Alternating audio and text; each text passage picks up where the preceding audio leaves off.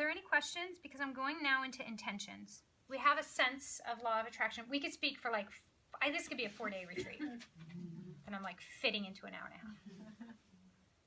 So why would you get that criticism that you were just spiritual bypass? Because when I talk about the light from a place of neutrality, and someone hasn't been in a room with me to know that I feel the heaviness of that which is not light, and I work through it, and I go in, so if someone sees me at face value and sees, oh, just stay with the light. Oh, fear is coming, Trump is coming, or whatever. Just stay in the light. But if you think about it, my advice, I woke up that day and I'm like, ooh, stay out of the collective conscious, go into your light. Because you're in the wave and you're beat up for 3 days before you even realize you're in the freaking wave. Right? This is the way it works. It's like, Jesus, I'm in a wave. Sometimes you could spend years in a wave before you head up into a place of awareness. So that day I was like, hey, darkness works for the light. This recent situation where the person criticized me, I could have gone into victim and made that person bad and dark, and I did that for a few days. I indulged it. I could have and I did. Huh? You said I could have and I did. I could have and I did. But then I know better. I know that any contrast, and this is what Abraham Hicks calls it, contrast. Anything that which we don't want is called contrast. Any contrast that comes up in my life, I can make it dark and bad and blah, blah, blah. But anything that shows up like showing the illusion of darkness is really just there to teach me something. So I'm like, get the lesson quick and get out. Can you help me get the lesson? Can you help me get... I call these guys. I call my friends. Can you help me get the lesson? What am I not seeing? Quick. It sucks in here. So there's 4 boxes, and I'm sorry I'm not drawing this, but there's that which I see and other people see about me. There's that which I see about me and other people don't see about me. I always get confused if I'm not writing this down. I see it and you see it about me. I see it about me, you don't see it about me. You see it about me, I don't see it about me. That's the vulnerable box. And no one sees anything. So the box of you see and I don't see is super vulnerable. If we can release our vulnerability about this on the law of attraction process and say, and use this network and this matrix of like, what am I not seeing? Am I vibrating victim? If I am, I'm attracting a little criticism. Help me work this, team. That's how I do it, with the divine being part of the team.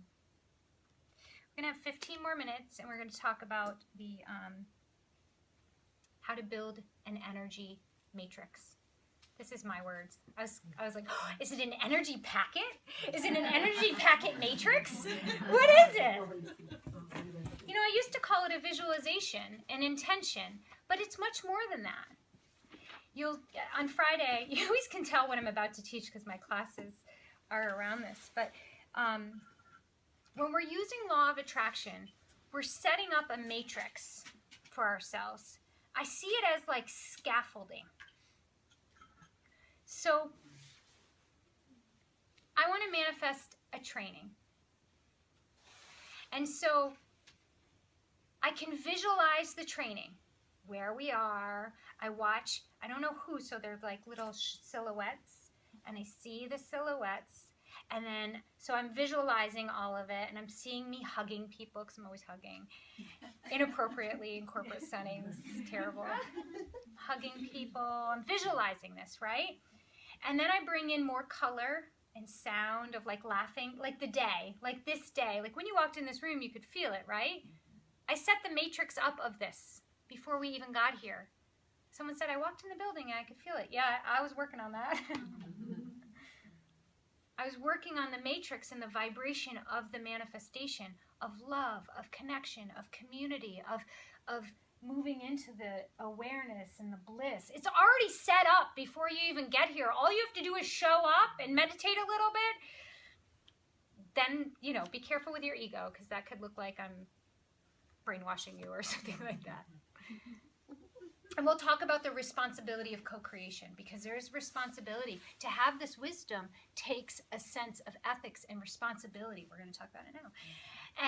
And with that comes a level of consciousness and integrity. We're going to study the yamas and the niyamas, which are part of yoga, which is the ethical part of yoga, of ahimsa, nonviolence, and satya, which is integrity and inner honesty. And those are the only two. No, brahmacharya, which is with I forget them. Like, I have to go back to them.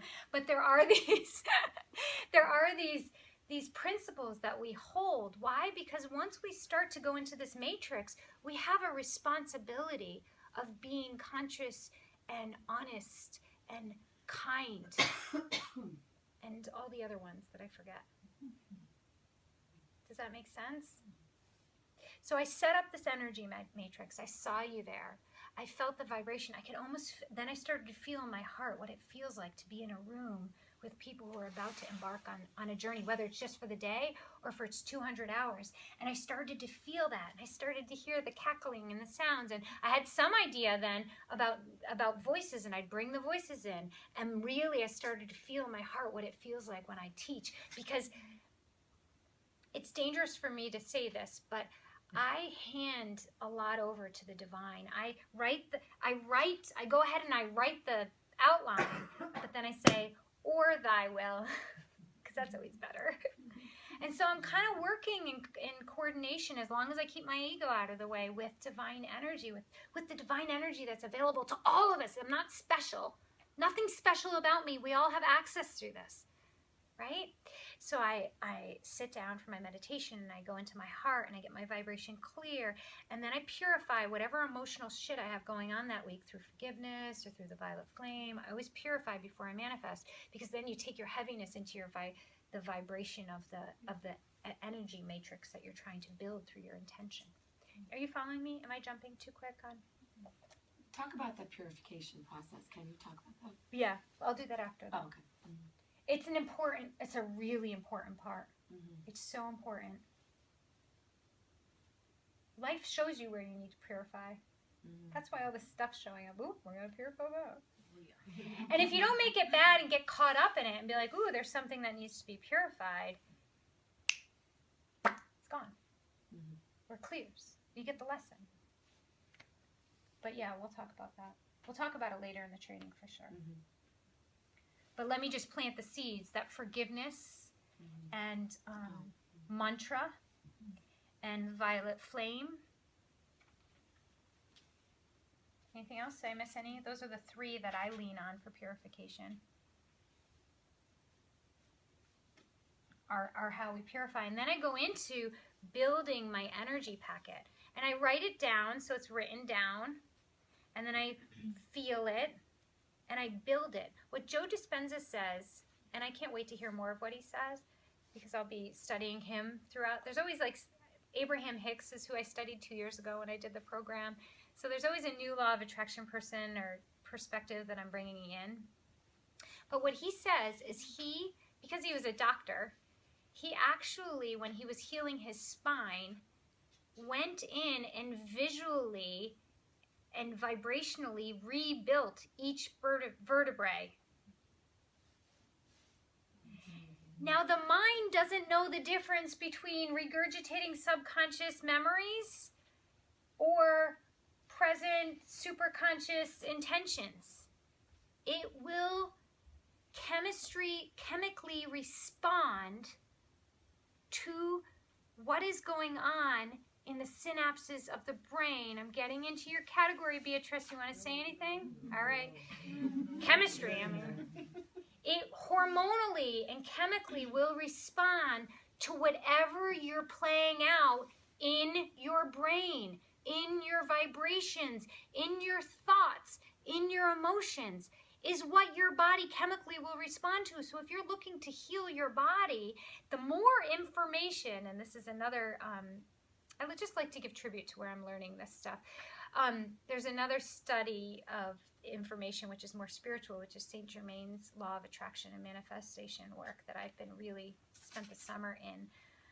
Talks about the more you understand about science, the better you can be at law of attraction, because you can visualize and actually create through physics, through chemistry, through biology, create whatever it is you want to manifest. Physics, quantum physics.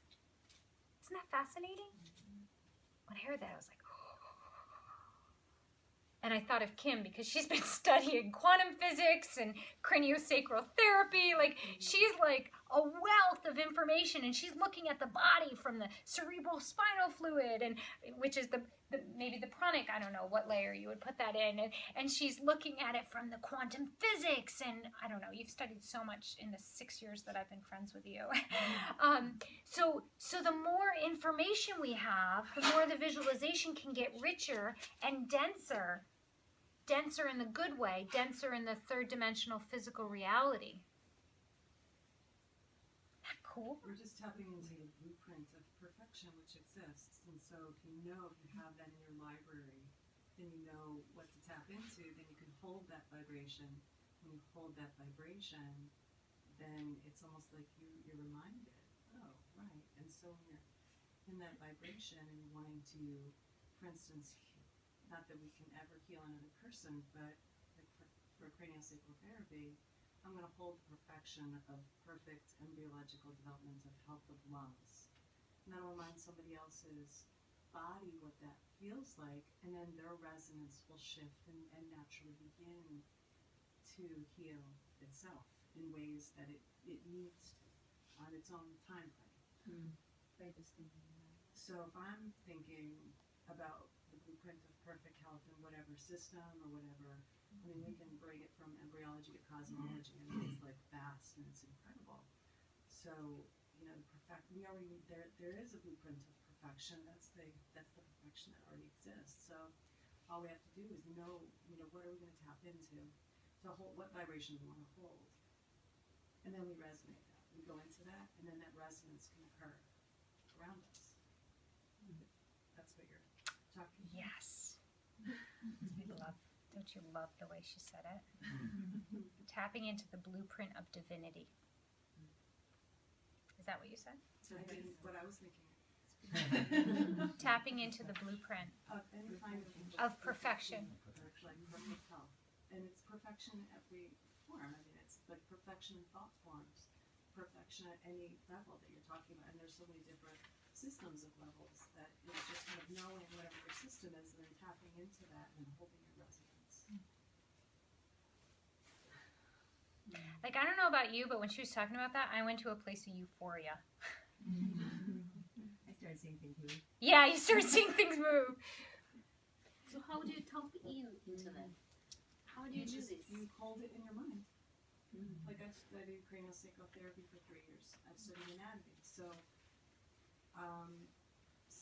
let's just say I don't want to focus on pathology. I don't have an interest in pathology. We already do enough of that.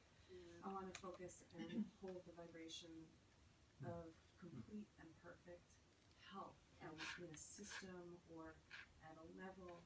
So I'm seeing complete and perfect health, and I'm going to go into the energy of that and touch into wherever it is that, if I'm with somebody or if I'm thinking of somebody, that I'm going to hold that vibration of perfection. But you find it within you first, right? Yes, healing always starts within the self. If you want to heal the world, you have to be healed. Yeah. You can't heal anything outside of yourself. But when you heal yourself, that's why this is so important. It's like the only way to heal anything else, it's like we all want to kind of like, oh, I want to do something for somebody else. I want to heal the world, but we're falling apart. It's like, well, I'm not going to get very far. So all spiritual work is cleaning yourself up, and then you naturally go into healing the rest of the world. Then everything else around you heals. Because you're in the you're in the resonance, you're in the vibration of closer to divine perfection, and when you resonate that out into the world, people around you will want to resonate back, back into that vibration of divine perfection. They remember themselves. They remember health. They remember who they are. Right? That's what you're saying. Right? And it takes the layers of the Maya, the illusion of I'm ill or I'm damaged or I'm sick. Something's wrong with me. If you practice the vibration of something is very perfect within me, it's a very different vibration than something's broken, I need to fix it. There's this great book it's called Love Without End. It's a Jesus channeling. I read and watch all kinds of weird stuff. So, and it talks about, like, if you want to heal yourself, you need to go into the vibration of I am healed. You need to vibrate in healing. I have a more funny example of that, of this energy matrix development, which is that when I wanted to lose weight after each of my babies, I gained 60 pounds with each pregnancy. Go up 60 pounds, lose 60 pounds, up 60 pounds, right? So the first time, I had just lost those tough 20 pounds before I had my first baby. So I just had an experience of what it was to lose weight. This is important. And I'm talking about weight and people have body stuff. So just tune this example out or take it in. So I just really figured out what it was to take care of my body and eat the stuff that I knew resonated with my body and that gave me prana. And I didn't even have the word prana at that point, but I had gotten my gut a little bit healthier and I was doing this stuff to get healthier. And so it was a battle, those 20 pounds. That was hard. I suffered through it, but I got those 20 pounds off. Then I get pregnant, gain 60 pounds like in 5 minutes. Have the baby, and I'm like, I just lost 20 pounds. Possibility. I know I can do this again. Possibility. And I remember what it felt like to be a size X. I remember how it felt to not have my muffin top. And I remember how my arms felt against my side. I remember how that feeling of and I remember being in jeans and not being uncomfortable. Let me try on that feeling of being in jeans but not being oh. And I remembered how it felt to walk and how it felt to walk in a room and how radiant I felt.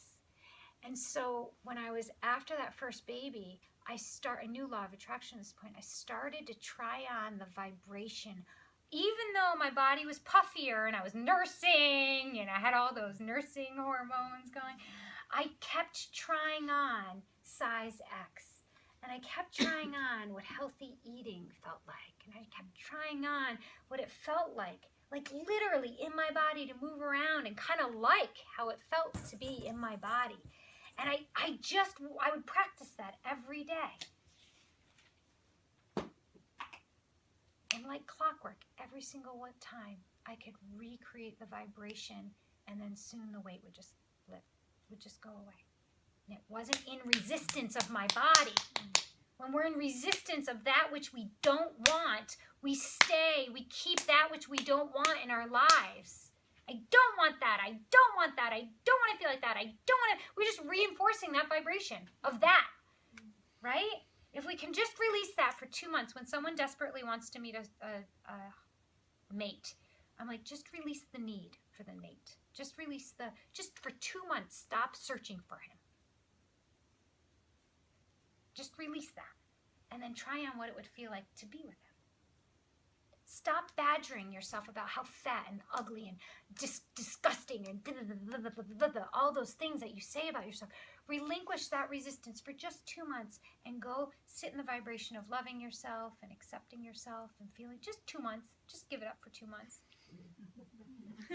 Because you know I'm rewiring your brain, right? Just go practice loving yourself. And then, whatever it is, happens. These are energy matrices. It's like they're packets of energy. And it's not just a visualization happening in the head. This is the point that I'm trying to make. It's in the heart. I'm feeling the emotions of feeling good and in happiness with my body again. And I'm moving and I'm actually pretending. Now, when I was doing this visualization, I couldn't have tight pants on. I couldn't imagine no muffin top when I had the muffin top, crunching or whatever. Right? I had to create space for me to be able to feel that so I could create the vibration. And when I was creating this training, I was getting in the way of myself. I was just getting in the way of myself. I didn't know what it was, but I trusted law of attraction enough. I trusted that the universe is abundant. I trusted that I'm a good teacher. I had 23 people that I had already graduated. I had that behind me. I could have forgotten about that and made up a bunch of shit about how unworthy and how I suck and how nobody wants to train with me and I went there. But there was some level of awareness that was like, no, Kim, you have so much good to go do in the world. There's so much good for you to go. Just push through this. Just get to the other side of this. This training didn't fill up until like 2 weeks ago. Spent 6 months getting in the way of myself until I went down to the seed of when I first manifested it. And there was suffering and dread. Because I had just come out of the other training. I started that one month in June.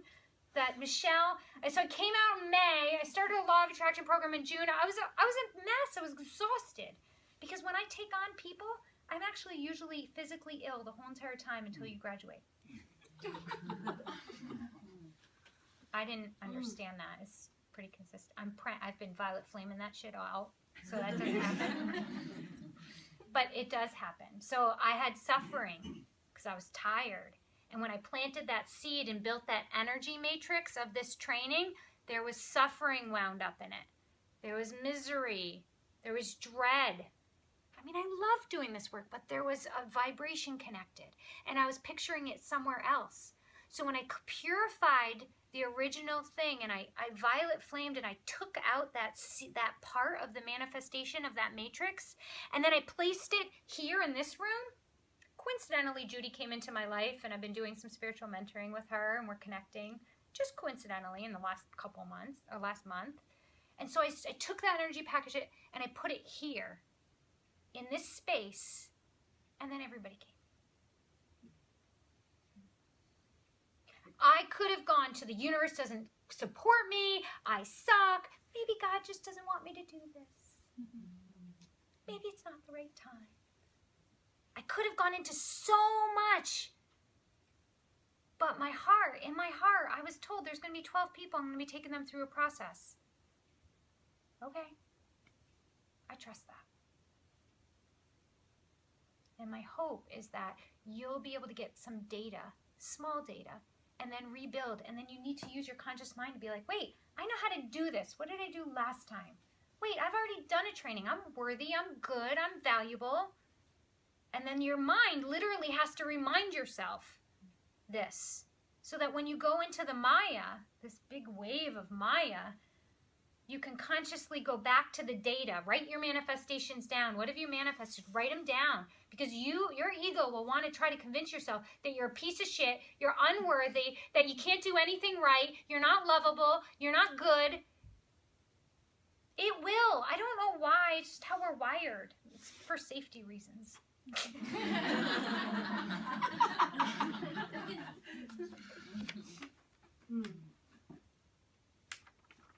Okay. Are there any questions? Oh, she's going. Do anyone want to go? Yeah. Go, Michael, go. Kim, are you going to teach us how to do violet flame things? Probably not today. I mean, you'll experience it today. We'll be violet flaming.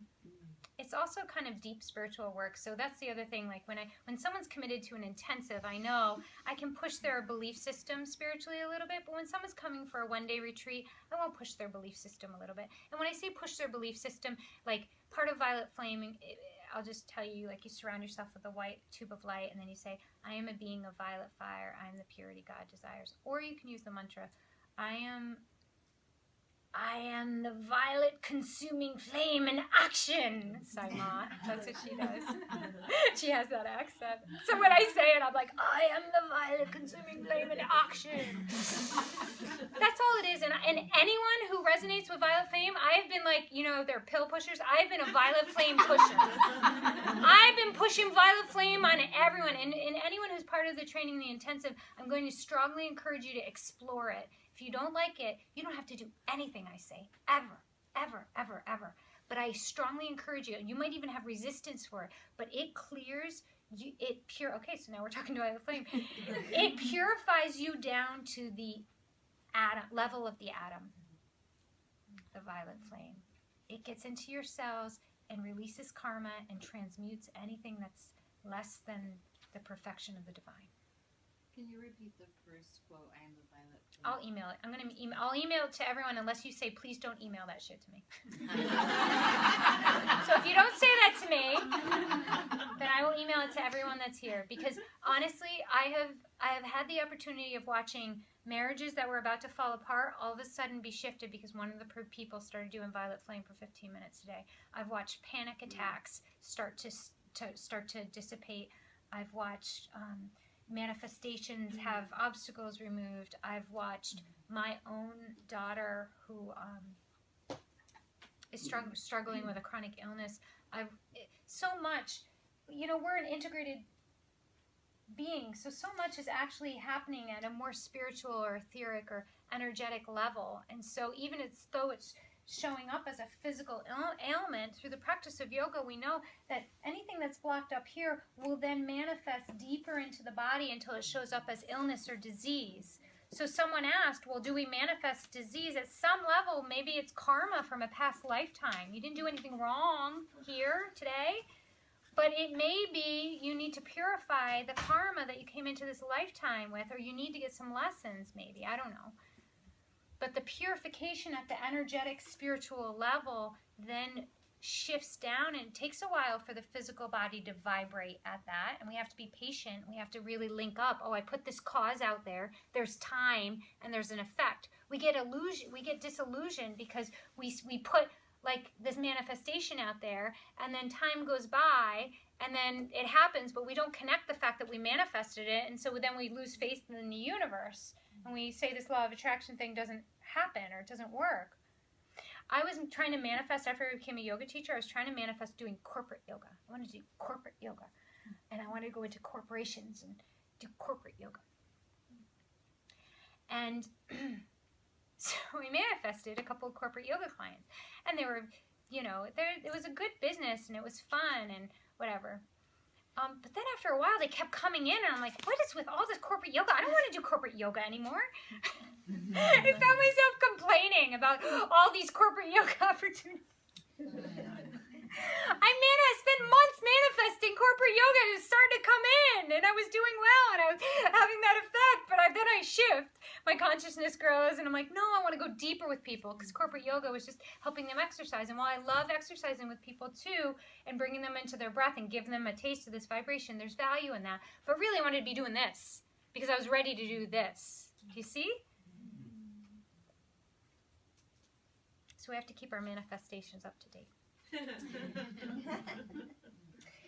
All right, so let's take a break so I can figure out what we're going to do with our next hour. Or we can do lunch, but you won't be able to practice yoga after lunch. This is my problem with lunch breaks. They're so inconvenient. But we must take care of the physical body. Yes, it's necessary. Are you hungry? Are you ready for lunch? I think we need to do lunch, and then we'll do some light yoga. And anyone who can't move after lunch, or like soup is not a good thing if we're going to move a little bit. The reason why we move our bodies is to release stuck energy and prana so that we can sit quietly. So yoga during my retreats is not yoga at the Y. Sorry if anyone set that expectation.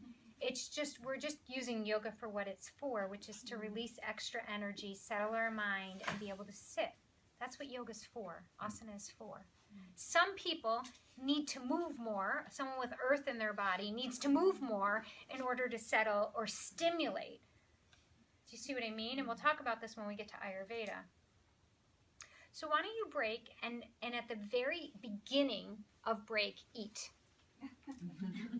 So eat between 12 and 12:20, and then when we come back at around 12:45, 1, your body's digested a little. And if this process doesn't work for anyone, do what you need to do to take care of your body and your own digestion. Okay? Yes? I just suggest people for lunch. Yeah, there's Four Seasons. It's right here. If you guys don't know what Four Seasons is, a place called very quick, all super healthy. we leaving? So are we officially breaking now? We are going to officially break. Wait, anyone who's part of the training, if you can be back here by 12:30, go get your food and maybe eat it and then come back here. We're going to be talking about pre-work and what you're going to be doing over the next 3 months.